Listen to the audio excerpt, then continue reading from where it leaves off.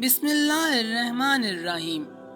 امید T V کے معزز ناظرین، امید ٹی وی میں خوش آمدید۔ ناظرین گرامی، ہماری آج کی ویڈیو کا ٹاپک ہے کہ فرعون کب، کہاں اور کیسے مرا۔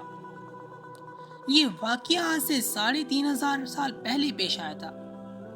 فرعون کے ڈوب کے مرنے کے بعد سمندر نے اس کی لاش کو اللہ کے حکم سے باہر پھینک دیا تھا، جبکہ باقی لشکر کا کوئی نام و نشان نہ ملا تھا۔ مصریوں میں سے کسی شخص نے ساحل پر پڑی اس لاش کو پہچان کر اہل عرب کو بتایا۔ فرعون کی لاش کو محل پہنچایا گیا۔ درباریوں نے مسالہ لگا کر اسے پوری شان و احترام سے تابوت میں رکھ کر محفوظ کر دیا۔ ناظرین گرامی، حنوط کرنے کے عمل کے دوران ان سے ایک غلطی ہو گئی تھی۔ فرعون کیونکہ سمندر میں ڈوب کر مرا تھا، پر مرنے کے بعد کچھ عرصہ تک پانی میں رہنے کی وجہ سے اس کے جسم پر سمندری نمکیات کی تہ جمی رہ گئی تھی۔ مصریوں نے اس کی لاش پر نمکیات کی وہ تہ اسی طرح رہنے دی اور اسے اسی طرح حنوط کر دیا۔ ناظرین گرامی، وقت گزرتا رہا۔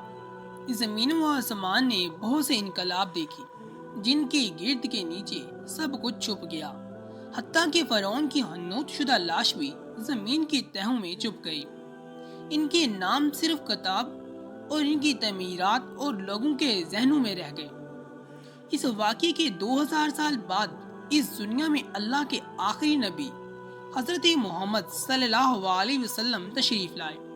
ان پر نازل ہونے والی آخری کتاب میں فرعونوں کے قصے بڑی تفصیل کے ساتھ بیان کیے گئے، اور اس سلسلے میں اس فرعون کا جسم محفوظ کرنے کی بابت آیت بھی نازل ہوئی تھی، جس کی سچائی پر سب اہل ایمان کا پختہ یقین تو تھا، لیکن وہ سمجھنے سے قاصر تھے کہ اس خدائی کا دعویٰ کرنے والے کی لاش کہاں محفوظ کی گئی اور کیسے اس عبرت کا نشان بنایا گیا۔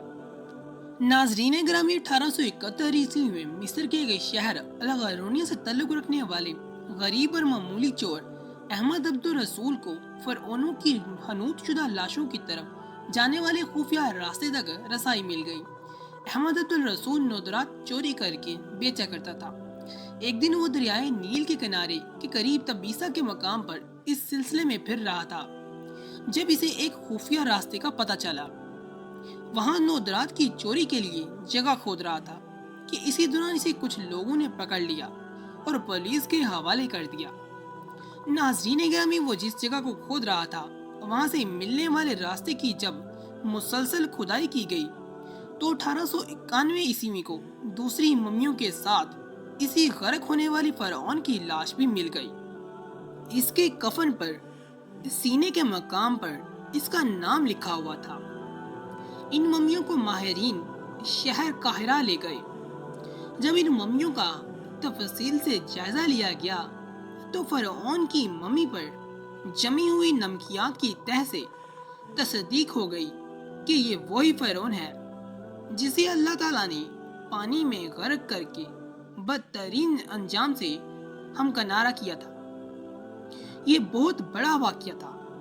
اس کی تصدیق کے لیے دنیا بھر کے ماہرین آثار قدیمہ اور سائنسدان مصر کی طرف امٹ پڑے۔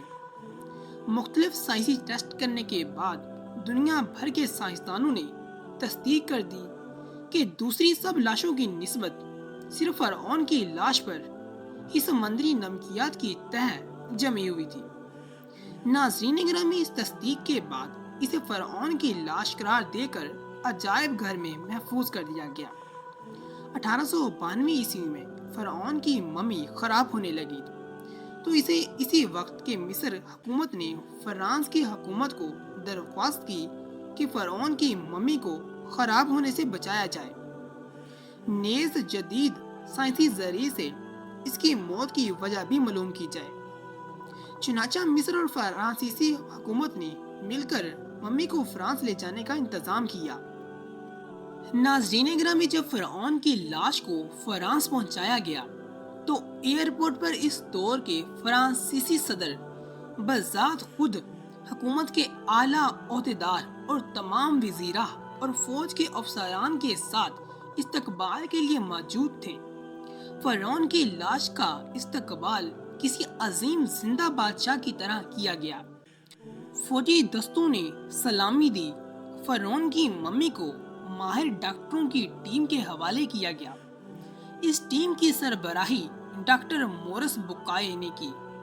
مائکروسکوپ ٹیسٹوں کے ذریعے ممی کے تمام اعضاء کا باریک بینی سے جائزہ لیا گیا تو معلوم ہوا کہ اس کی لاش اور جسم میں سمندری ذرات ابھی تک موجود ہیں اور موت کی وجہ بھی پانی میں ڈوبنے کی وجہ سے ہوئی تھی۔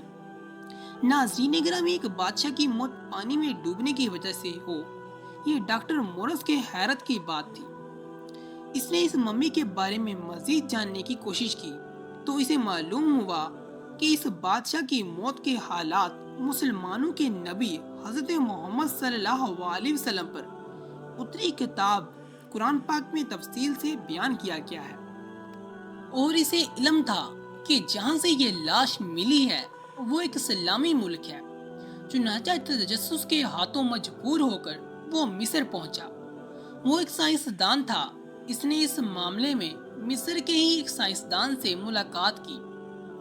ناظرین گرامی، اس سائنسدان نے قرآن پاک کھول کر اسے سورت کی آیت نمبر 90 تا 92 کا ترجمہ لفظ با لفظ سنایا۔ فرعون کا خدائی کا دعویٰ، اس کا پانی میں ڈوب کر مرنا، پھر پانی سے نکال کر اس کی لاش کو حنوط ہو جانا، اور پھر دوبارہ اس کی لاش کا ملنا، اور پھر اس کی لاش کو جدید سائنسی دور میں دوبارہ محفوظ کیا جانا، سب کا اشارہ ایک جانب تھا، بہت واضح تھا۔ تجھے بعد میں آنے والوں کے لیے عبرت کا نشان بنا دوں گا۔ ناظرین گرامی، آج کے اس جدید دور میں انٹرنیٹ کے ایک کلک پر ٹی وی چینلز اور عجائب گھروں میں اربوں انسانوں کی آنکھوں کے سامنے کریہ اور پچکی قابل ترس حالت میں موجود ہے، عبرت کے لیے، سوچنے کے لیے کہ عبادت کے لائق اور ہمیشہ رہنے والی ذات صرف وہی ہے جو سب کا خالق اور رازق ہے۔ ڈاکٹر مورس نے آیت کا ترجمہ سنا تو اسی وقت پکار اٹھا، قرآن سچا ہے، کلمہ پڑھا اور پکا مسلمان ہو گیا۔ تو ہم امید کرتے ہیں کہ ہماری ویڈیوز آپ لوگوں کو بہت پسند آتی ہوں گی۔ ہمارے چینل پر ایک کہانی اپلوڈ کی جانے والی ہے جس کا نام قبرستان کا گورگن ہے۔ اس میں بھوت پریت کا بھی ذکر ہے۔ ہماری یہ کہانی دیکھنے اور سننے کے لیے ہمارے چینل کو سبسکرائب کریں تاکہ ہماری ہر نئی آنے والی ویڈیو کا نوٹیفیکیشن سب سے پہلے آپ تک پہنچ پائے۔ ہمارے چینل کو کریں لائک، سبسکرائب اینڈ شیئر۔ فی الحال ہمیں دے اجازت، انشاءاللہ نئی ویڈیو کے ساتھ پھر ملاقات ہوگی۔ اللہ حافظ۔